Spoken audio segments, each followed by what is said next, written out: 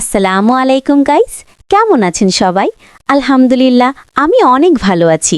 আজকে কিন্তু খুব স্পেশাল দিন, কারণ ঈদ চলে আসছে ইনশাআল্লাহ। তো ভাবলাম আজকে আমি শহরে যাব ঈদের শপিং করতে। আমার ছোট্ট ভাসমান ঘর থেকে নৌকায় করে যাচ্ছি। আহা, কি সুন্দর বাতাস! আলহামদুলিল্লাহ, কি শান্তি! আর আমার সাথে আছে আমার বেবি, আমার নূর। ওকে ছাড়া আমি কোথাও যাই নাকি। ও কিন্তু নৌকায় উঠতে একটু ভয় পায়, তারপর আবার নিজেই লাফ দিয়ে উঠে পড়ে।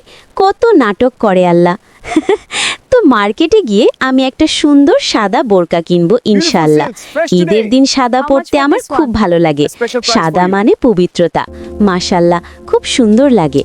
ও, আরেকটা কথা, আমি কিন্তু নূরের জন্য একটা ছোট্ট সাদা জামা কিনবো। ও যদি আমার সাথে ম্যাচিং না করে তাহলে কিন্তু রাগ করবে। হ্যাঁ রে নূর।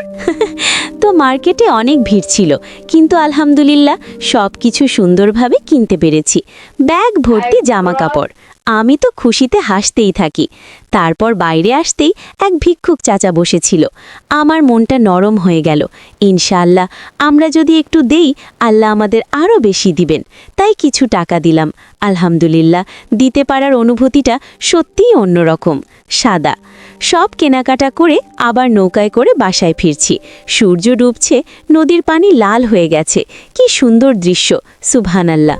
বাসায় এসে প্রথমে আমার নতুন সাদা বোরকাটা পরলাম, আর নূরকে তার ছোট্ট জামাটা পরালাম।